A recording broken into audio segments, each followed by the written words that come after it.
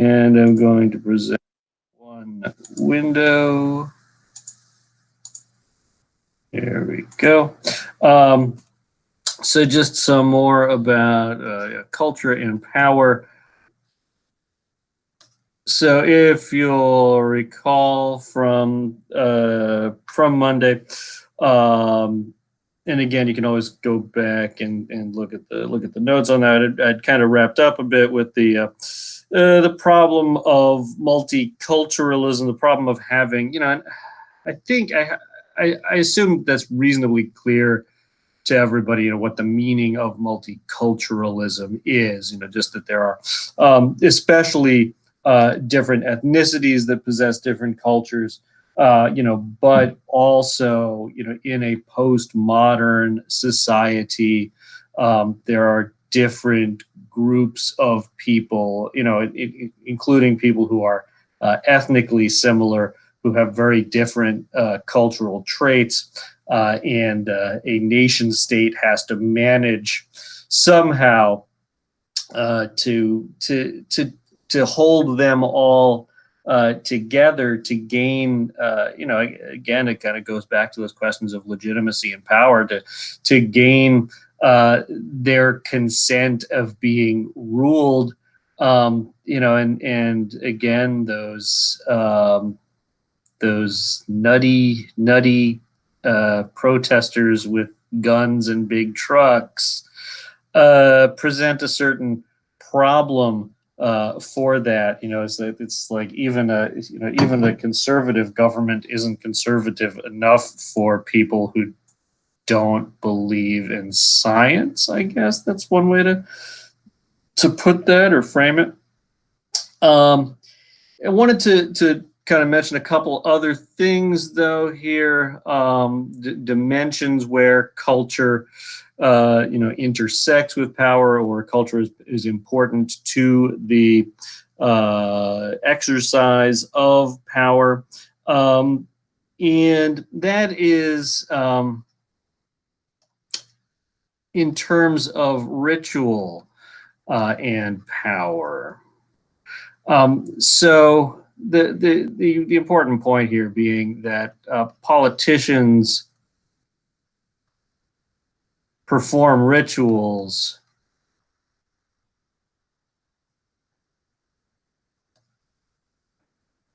and those lead to, in a sense, legitimacy. And we could talk about Griswold's focus in the chapter is things like, I want to say kissing pigs. I don't think that's what they do. They kiss babies, right? Politicians kiss babies. She's focused on campaigning, right? So it's like kissing babies and going to hog farms in where is that? Iowa. And eating maple candy in New Hampshire during the prime, like those kinds of things. Yeah, I mean that's part of it, but I think that's the maybe less important, or more frivolous kind of side of the performance of political ritual. So there's other stuff, and she rightly points out that we can be cynical about that stuff. So I'll put this down here. So campaigning, and I'll just put that word cynical there, because people can be cynical about it. Certainly, some politicians more than others, seem to be pretty cynical when they do these things. It's like some politicians don't look comfortable with babies, for example. But it's also a thing of like, people having seen these rituals, these campaign rituals played out over and over again. It's like, people eating gross food at the Iowa State Fair, that kind of thing. They're like, what's the point really We know that he's just doing this because that's what politicians do, yada yada.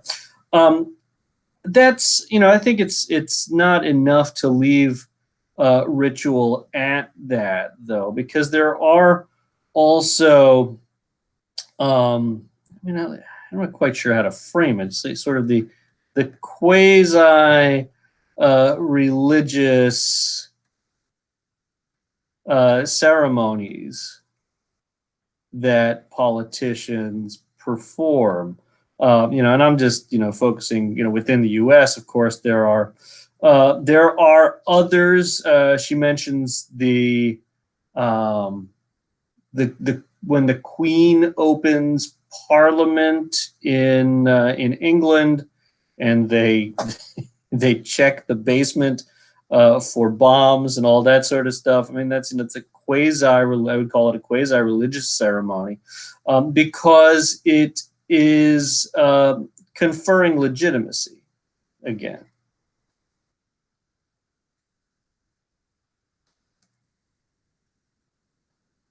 But at the same time, kind of related to what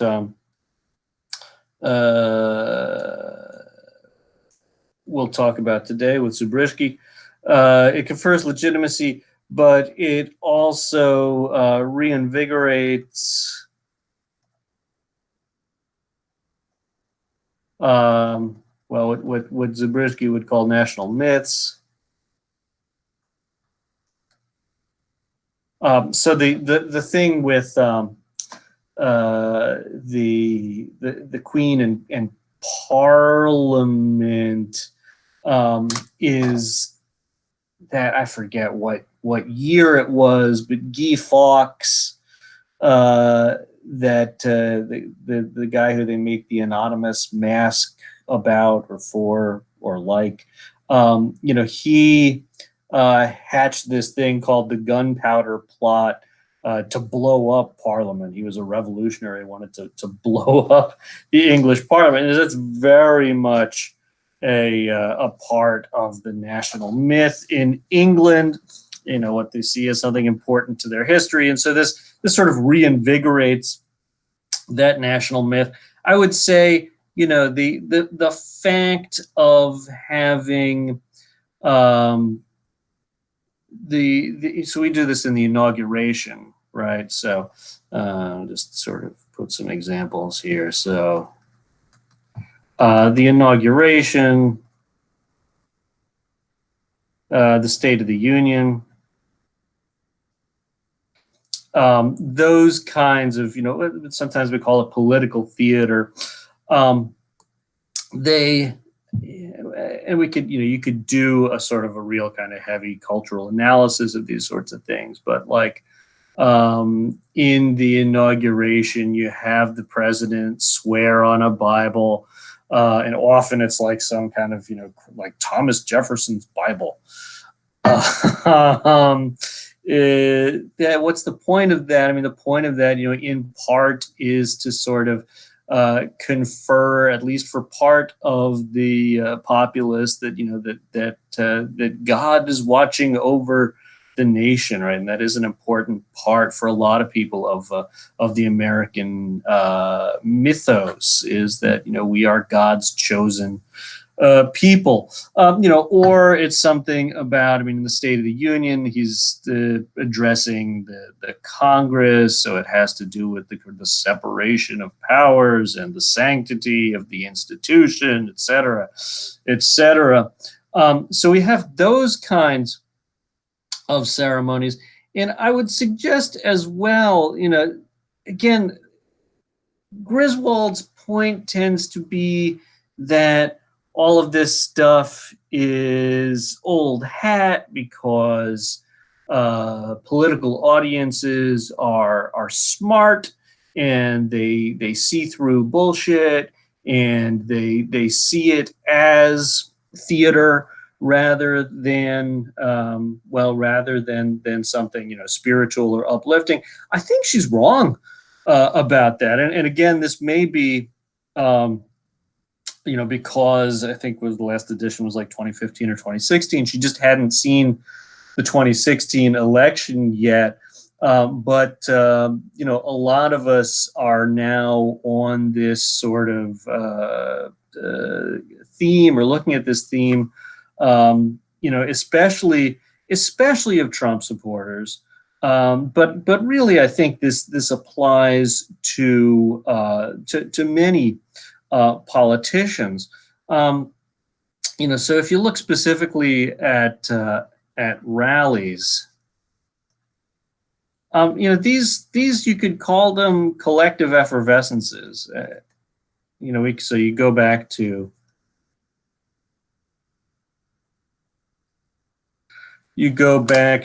the we read a little bit about this in Durkheim.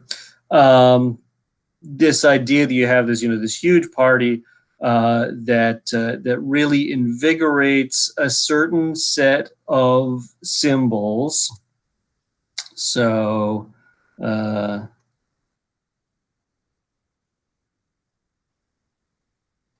or in Durkheim's terms, makes certain things sacred. And in these settings, I don't want to say the politicians are necessarily a godlike figure, but let's say that at least they're touched by the sacred.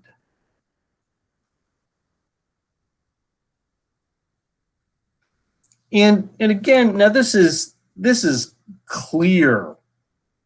This is I think explicit in a Trump rally. You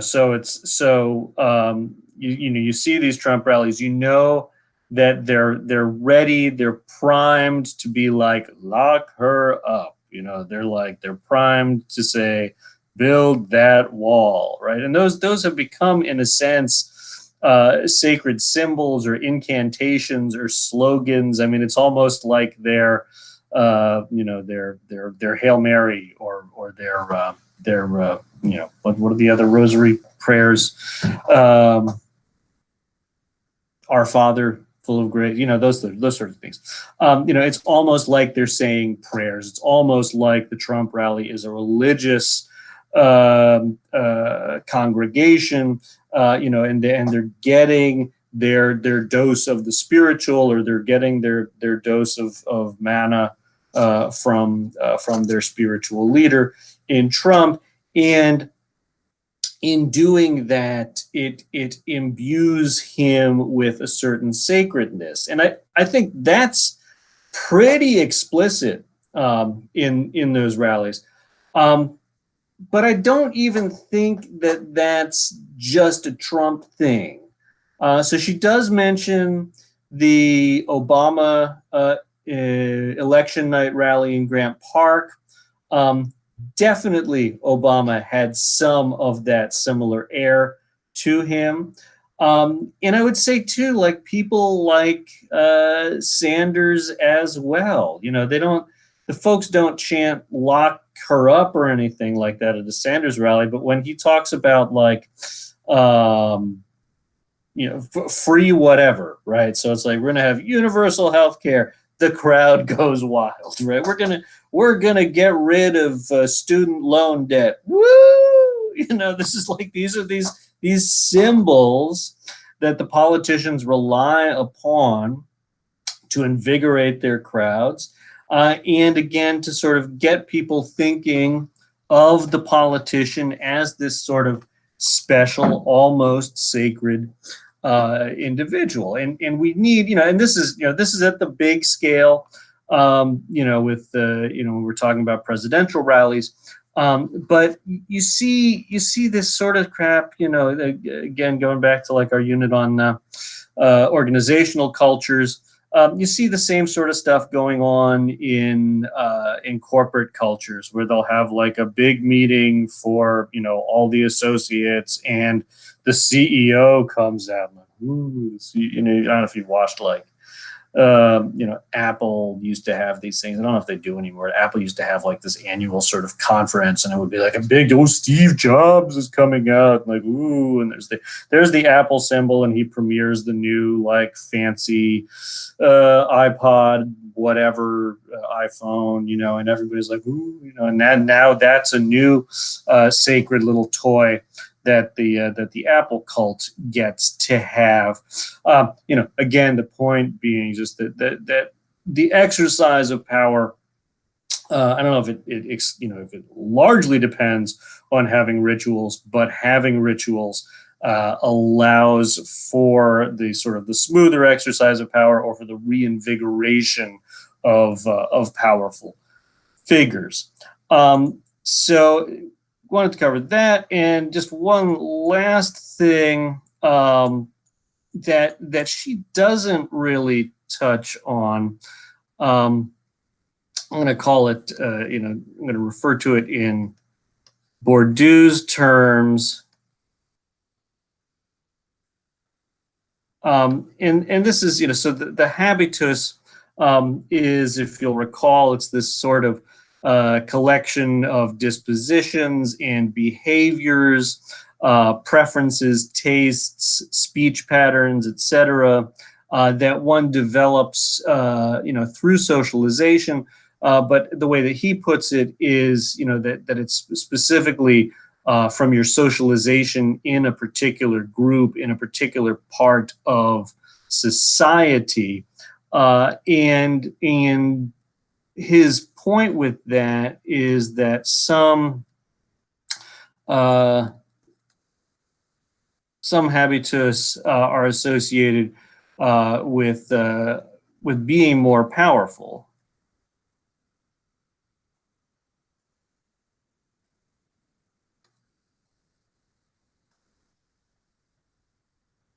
And so you can think about that in terms of taste patterns. You don't. Although it doesn't work as well in America. But you look at somebody, you look at like the Canadian premiers. They always have really nice suits on. You look at the French premiers. They're impeccably dressed. They're expected to wear these like $5,000 suits. Be pressed and very, very presentable. I think that's less important for American presidents going back. There's also there's a little bit almost of an inversion of this in America, where it's like it's been traditionally a little bit better if the president can evoke or invoke some sense that he's a man of the people. So again, you wouldn't remember this, but like George W. Bush used to go to his ranch in Texas, and like he would have photo ops with the press where he was like clearing brush, and he's like using a chainsaw, and he's wearing a t-shirt and jeans and doing this kind of stuff. I think that is sort of a different important deployment of taste or behavior or speech patterns. And remember, again, going back to when we were looking at orgs, this was one of those points that Tim Hallett made about, and I'm forgetting exactly the term that he used, but symbolic power, and the sort of the granting of legitimacy, or the granting of power to bosses, is that a boss who is well educated, has those credentials from Harvard Business School or Yale or something like that, talks the talk, wears the nice suit, knows which fork to use at a fancy dinner, all those sorts of things, which one really has to either strive to get by achieving cultural positions, or which one gets simply by being born in the right family. All of those things are important to getting people to recognize you as being powerful. And the sort of the counter example here is, and I'm not as probably up with current film as I might be. So my favorite example of this back in the old days. Do you know who John Goodman is? Okay, a big kind of, man of the earth kind of actor, man of the people kind of guy. He was in a movie, I can't remember if it was the 80s or the 90s, called King Ralph. And it was a thing where they discovered that this, like, kind of, overweight, beer drinking, whatever American dude was was somehow, like, based on his ancestors, like he was the rightful king of England. And it was just this, like, this hysterical thing of like, oh, this guy doesn't know how to behave, in the palace and whatever, because he wasn't raised right. Ha ha ha ha ha. Again, what that is an example of is, you develop a habitus as a working class American that's largely incompatible with the habitus of royalty. I think the Princess Diaries is on a similar kind of thing, right? So, girl who's not really hasn't been raised as a princess or whatever, now being admitted, and it's it's so funny, but it is really a serious thing as well, and you can imagine that it makes it very difficult for people from certain kinds of backgrounds to achieve positions of power in regardless of the society, right? Okay, so, and we will look a little bit at that sort of thing, especially with respect to taste culture. But I want to make sure we had some sense of that. Okay, now moving on specifically. So we talked. I don't know if I talked enough, maybe, about. And now I'm losing my place in the notes here. Talked enough about collective memory issues, but that's kind of what we're going to get into today. Did I talk about that stuff at all? Maybe I left that completely out. Huh. Interesting. Yeah, that didn't really make it in, right? So good. Mary will walk us through collective memory and the national sensorium and all kinds of weird Polish stuff that we probably didn't know about. Yeah, it was an interesting article. I don't know if I can present. Oh, you did.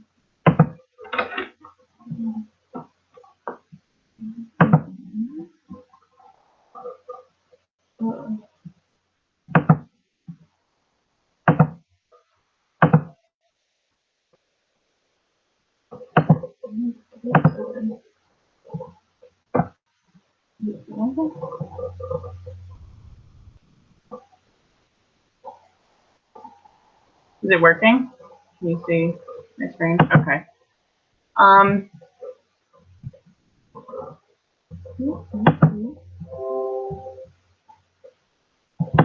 Okay. So this one was about history and national sensorium, making sense of Polish mythology. I'm not going to try to pronounce the author's name. But so just as like an introduction for it, national mythology frames citizens' understandings of the present. So it's kind of like the collective memory, and there's more examples of it in later on in the presentation. But so national mythology is structured by historical events and the narratives, or like the framing that the historical events are seen through. And it's also embodied in material culture, so it's omnipresent. So like you see this in like the food that people eat, basically like the habitus. And then it's enacted in ordinary and extraordinary practices.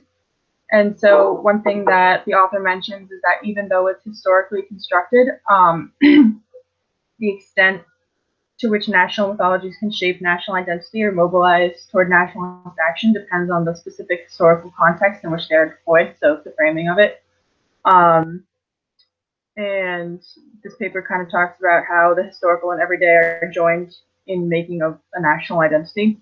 And so Poland is a good example because it talked about how it was stateless for a while, and so the national mythology was kind of the thing that brought the people together. And so the theoretical and methodological orientations described are, so myths are described as stories posited by giving social collective as real, true, and important. And you can't really identify who constructed the myth, and they're also natural and uncontested. Versus national mythology is a narrative of weaving together different myths of the nation. And so these allow collectives to establish the foundations of their own being, so systems of beliefs about themselves. And then the author describes Benedict Anderson's imagined communities and the impact of perception, experience, and effect in causing abstract ideas of the nation to appear close to them and like directly relevant and salient to individuals.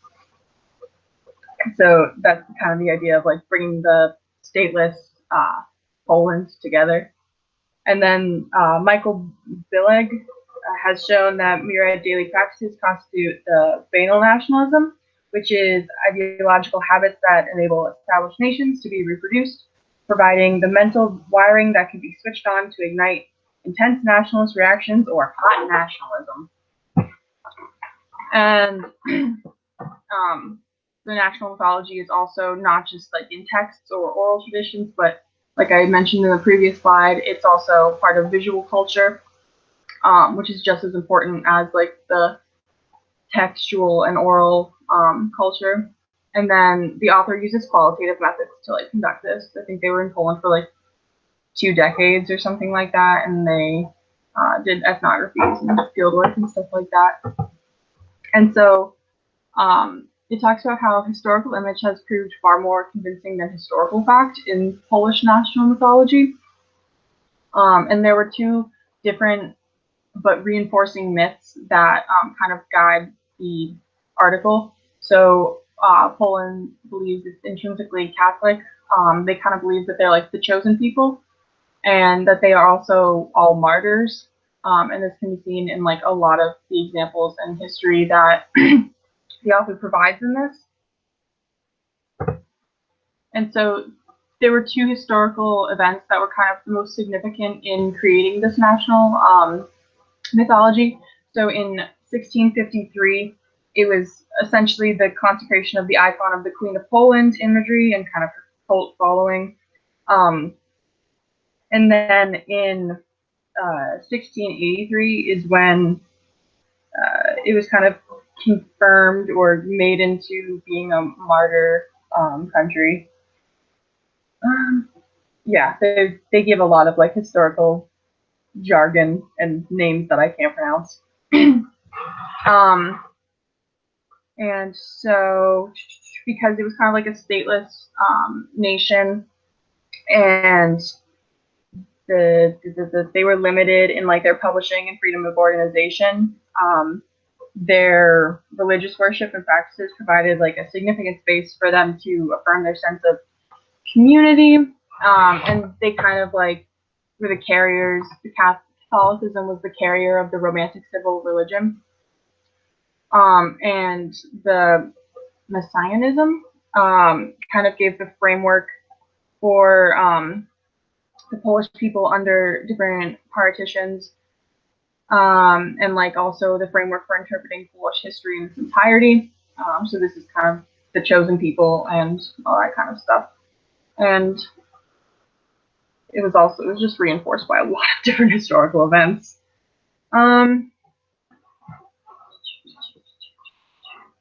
So for the History and National Sensorium, the convergence and exchange between diverse sites of material expression and sensory perception, and their compression into transtemporal nodes is what the author calls the National Sensorium. And they're resilient and kind of like the definition of the national sensorium more is an embodied phenomenological experience through which subjects become invested in the national idea. And so this is also described through different historical events, such as the January Uprising, and Holy Week is another example it gives. And so these symbols and material objects were significant in that they often acted as what the author calls the transtemporal nodes, which compresses history in condensing layers of historical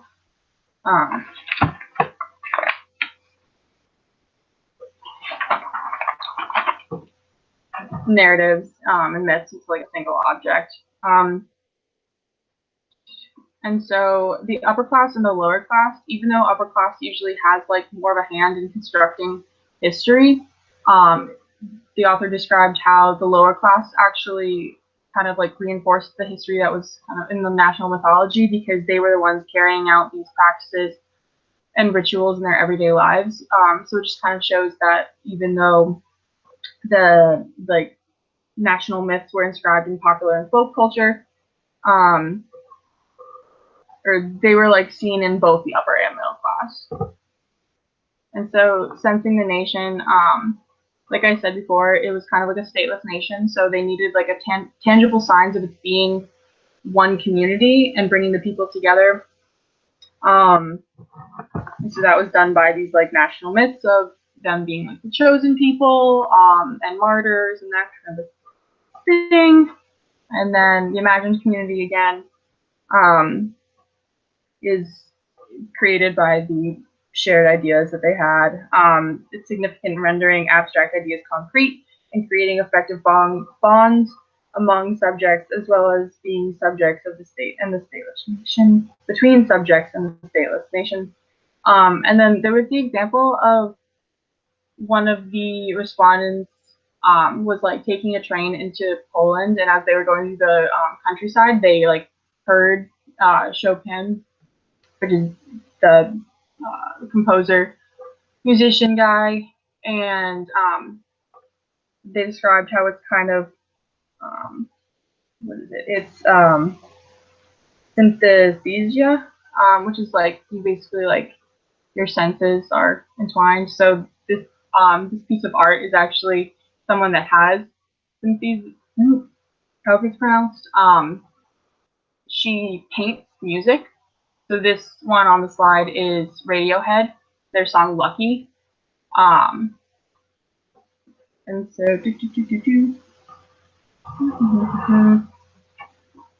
and it also talks about how the resilience of national mythology and its ability to shape the understanding of the present and potentially determine the future resides precisely in the conjoining of dimensions. Instead of emphasizing one over the other, like you need to recognize their overlapping complementarity. And so after 1989, the national myths were kind of questioned, and especially like in terms of what is Polishness. And so Polish Jews are a key trope in the questioning of the core myths. And the author gives us two like examples, which are Auschwitz and Jedwabne. But so in Auschwitz, after the Holocaust, they created like a museum, and it was on the basis of the law of remembrance of the martyrdom, but it was on the martyrdom of the Polish people, not the Jewish people. So they like lumped all of the Polish Jews in with just like Polish people in general, so that it seems like Polish people were the ones that were like the most of them died in the Holocaust and at Auschwitz. And like obviously this is not the case. Later they acknowledged that Jews were 90% of the camp's victims, but it took a major revision of their history. And there are still people that claim that, you know, Polish people were the big victims at Auschwitz. And there was also like the War of the Crosses, in which it kind of just reaffirmed that like the Polish national mythology is still prevalent, in that like these crosses were inscribed with like things that indicated that Polish people were the main victims, and that they were martyrs. And there was also like the thing about what was it? It was like indicating that the Polish people weren't dying because of sin, but they were dying to redeem the sin of everyone else's. So in that way, at Auschwitz, they were martyrs. And it was really interesting. And then the other example was the town of Jedwabne, where in 1941, the Polish people were tormenting and murdering the Jews in the town. And like this was brought to light in like the early 2000s by a sociologist, and it kind of rendered the fabric of the martyrological myth. So it kind of shook the country to its core, and they had to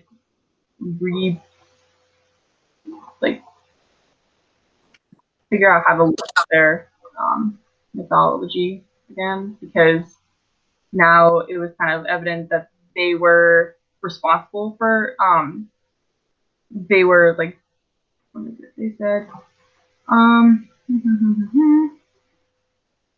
know where I put it, but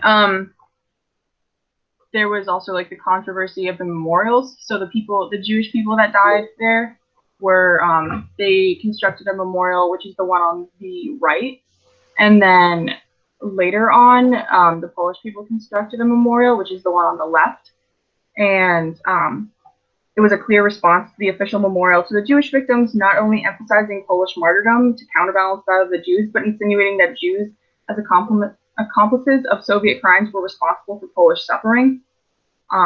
So here we can just see another example of like the national mythology really being prevalent, even though from an outsider's perspective, it doesn't seem very true.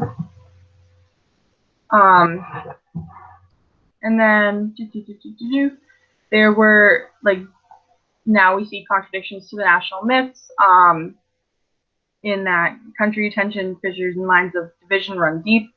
And the myth of the martyrdom is obviously more apparent in both Auschwitz and Jedwabne. And this is where the author talks about the resilience of older citizens in their believing of the national mythology, because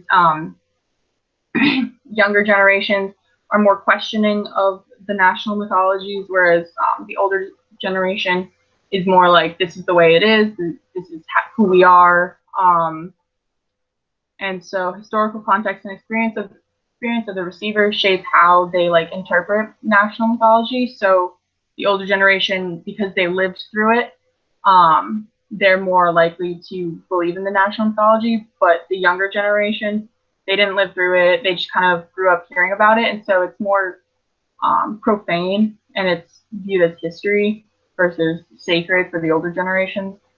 And so they gave the example of the president in like the Second War of the Cross. So the president died and a bunch of other people died in a plane crash on their way to a memorial service. And like the younger generation was protesting the commemoration of the president, because they saw it as like unfair or unjust, and the older generation was protesting the younger generation. And so there was this really great passage that just described like what was going on. It was like the younger generation was blasting disco pop, whereas the older generation and like protesters were singing religio-patriotic hymns, and like that passage was just really great. And so then there was also the rejection and recycling of the national myth. So the rejection of the national myth is kind of in the top picture. There's a lot of artwork done. This one was my favorite out of the article, but it's like symbolizing that the religious ideology of the state is kind of like a ball and chain, and that it's keeping them from their freedom. And then the recycling of the national mythology is that the lower picture, where it's like their way of life is, instead of like, they're rebranding it and they're like selling it as vodka internationally. And they're also using Chopin as like their selling point, and they're like they're not selling his music, they're selling his Polishness. And so, in conclusion, there are two modes of apprehension of national mythology: sacred, which is what like the older generation was, versus the profane, who see it more as like history.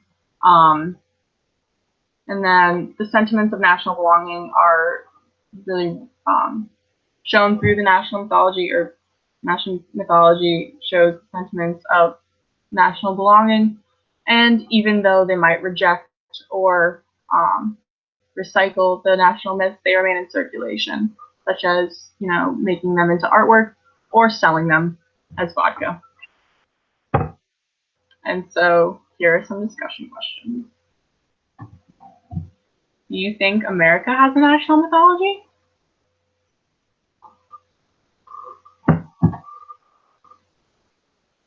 I kind of think of like the Puritans and then like the Pilgrims and everything, and all the stories that, well, I just remember in like elementary school how we would do like stuff about the Mayflower and like draw pictures and like talk about like Thanksgiving. And then like when I got older, it was more about like the Puritans and like when they came over and that whole thing. So I think that's kind of like where I would start as our mythology, but I don't know how it's, I mean, I guess I could guess how it still plays in today, but we kind of like moved far away from that. Mm-hmm.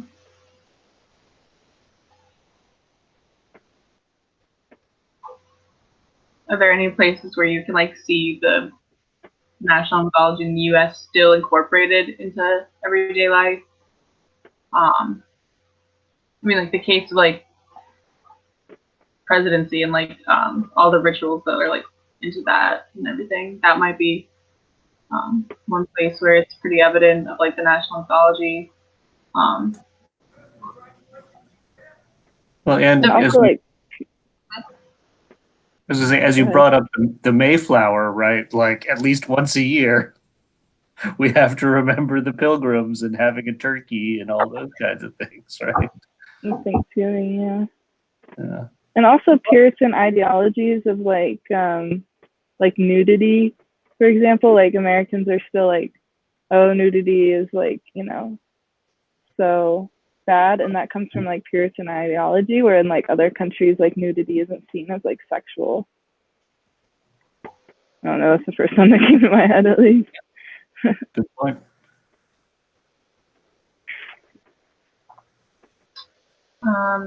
So like what are some examples of like national sensorium in your own life? So like there any times where like in the case of the respondent who was on the train and like heard the music because of the imagery?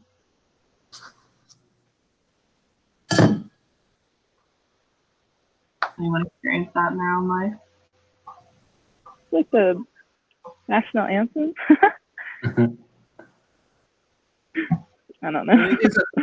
It's a harder one to specify. I think in such a diverse country, right? But remember the thing with sensorium is it's like you said, it's synesthetic, right? It involves all five senses potentially. So yeah, songs potentially are good, and it's if you could hear the national anthem, of course you do hear the national anthem, or you hear it every time there's a ball game, or you hear "Hail to the Chief" when the president comes out, and those kinds of things. But you should also think about like are there quintessentially American foods when you're eating them? You think like, oh, America, fuck yeah, right? Hot dogs. Yeah. I love a good hot dog though. Like I'll be honest.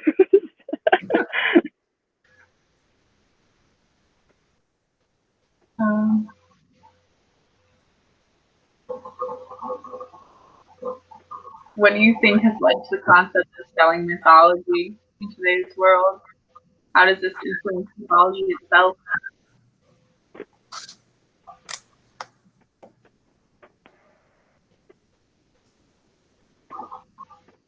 Well, the idea of selling it might make it less important, and make it more of a money thing rather than like actually preserving or like teaching, or just like making t-shirts for like mass amounts or something.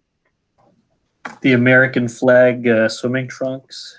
Yeah. No, yeah, that's actually good. Those are like super popular. Even bikinis too. Mm-hmm. Do you think it's more of like for a profit, or it's like I'm gonna like show off my like national pride kind of thing and like have this swimsuit on my swimsuit collection kind of thing? Well, it started as a profit, and then people like had that ideology, which made them buy it. So it's like they marketed it perfectly. I mean, it is an interesting thing too, in as much as it could undermine and cheapen the symbol, or it could sort of reinvigorate the symbol. Right? It's like, some people might wear it ironically or not thinking about it or just for style, but clearly some people are like, yeah, like I'm American, this is good. Like, Yeah, I feel like people who wear American flag clothing are like really nationalist, like they really love America, or it's like a 4th of July kind of thing. But every time I've heard someone like say something negative towards people wearing the American flag, it wasn't ever about nationalism. It was like people making fun of nationalists.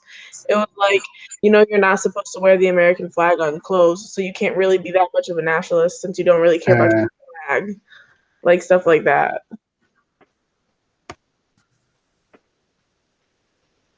Good point.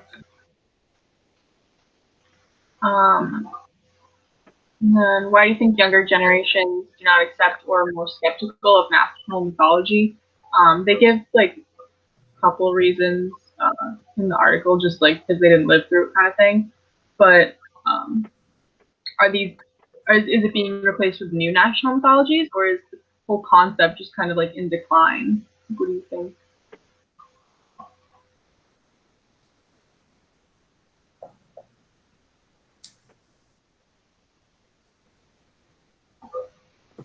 I think as like science and tech continue to increase, it gets really hard for like millennials or younger generations who are raised in this science and tech world to take a lot of these mythologies as truth, or keep remaining hope that these are how things are, because science makes it a lot easier to be skeptical, or at least like try to not think about things as much as the older generations have hope for them. I don't know. and do you think that would feed in with things like, as I guess as history becomes more professionalized, and you think that people are less, in examples like for the Poles, seeing that the Poles participated in killing Jews, or I guess for Americans, the more we have like clearer histories of like how Native Americans were treated, that kind of thing. I mean, does that is it that kind of science that undermines the national myth, or is it? Or are you just thinking that we just don't care about the national myth as much? Yeah, like the historical sciences, like that they can actually pull back what actually happened, or even like some social sciences. Like for example, I'm thinking of like the Puritans that Sophie was talking about, like how they're really uncomfortable with sexuality and like nudity. But as we continue on historically, it's obviously not that big of a deal, and like people wear clothes sometimes they don't. Just like things like that. Like is the more we go on historically, things just like don't really matter that much anymore. Because other things come up or something. I don't know.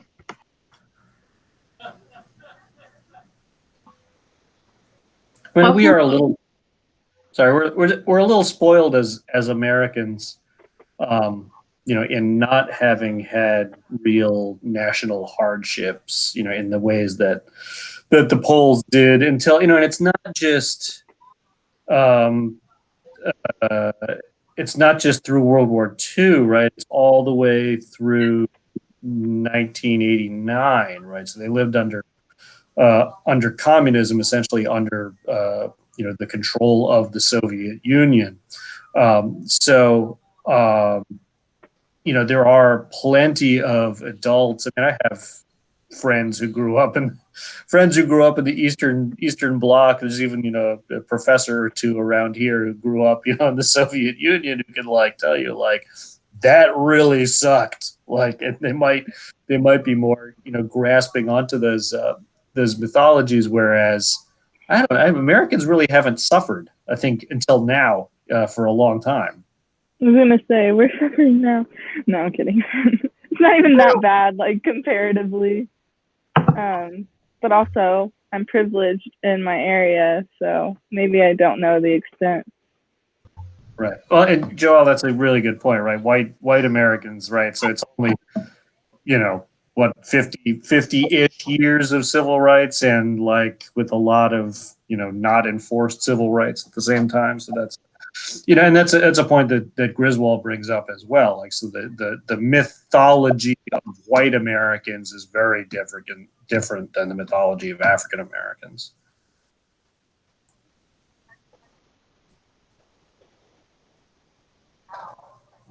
Cool. Well, that was really great, Mary.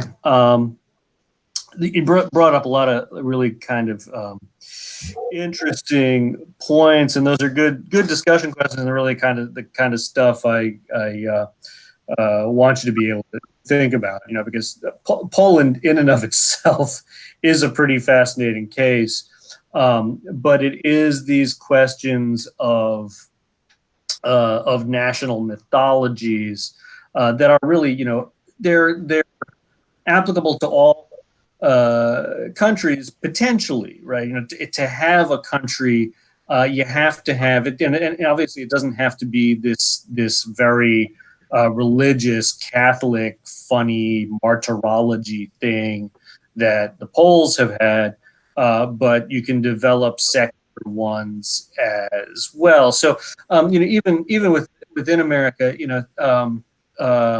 things like the melting pot, right? I mean, that's obviously a myth, right? Because not everybody got melted in, but it serves political purposes really well, and of course, it continues. But then the question you raise about the difference between youth and older generations is an interesting one as well. I'm not sure. I would like to believe that more people believe in science, and that young people are more kind of rational. But again, that's something we've been saying for 100 years or so, and clearly there is resistance to that. So it's interesting to compare evangelical Americans to the rest of us, especially white evangelicals, right?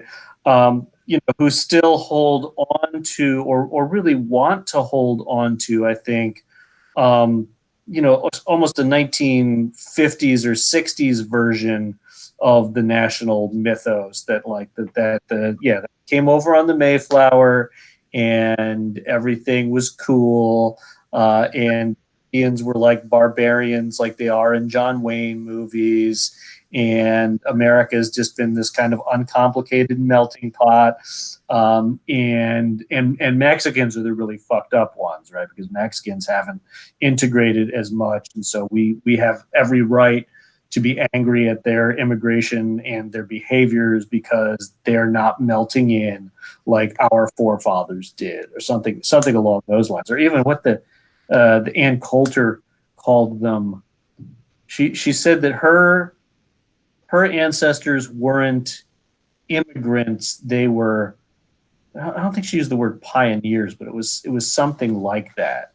like they were like the founders. They didn't just come and like take things and take welfare or whatever. They built this kind of like, whoa, that's a really interesting kind of twisted way to look at the myth.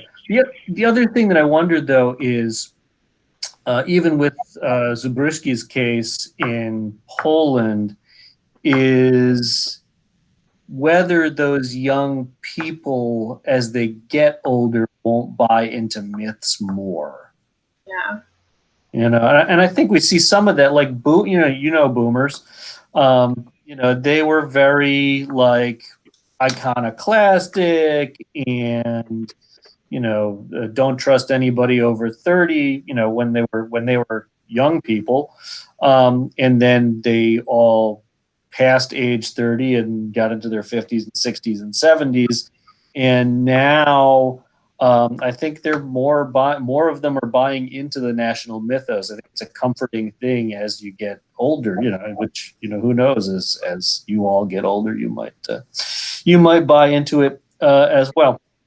And just one last point that I want to repeat. I think it was on one of your slides, but the idea that image is more important than fact, right? That is, that may be like, the watchword here, and the real cultural dimension to this. What people believe is always going to be more important than what the facts necessarily are. Of course, they can align, but frequently they don't, and so again, with coronavirus, we just keep seeing, people are have an amazing ability to resist facts. So bear that in mind. Okay, that's all the time we have for today. And so Friday, are we gonna talk about white supremacists again? Is that right? We're talking about Rodney King. Rodney King. Okay. Yes. All right. That's much better. Okay. Good. So talking about Rodney King, the LA riots on Friday, and actually, kind of in that case, it's a bit of a failure to make a really coherent narrative. Okay. So I'll see you on Friday. Professor, can I talk to you real quick? Yep. Sure. I am traveling on Friday, so Okay. I've been in Michigan, and I have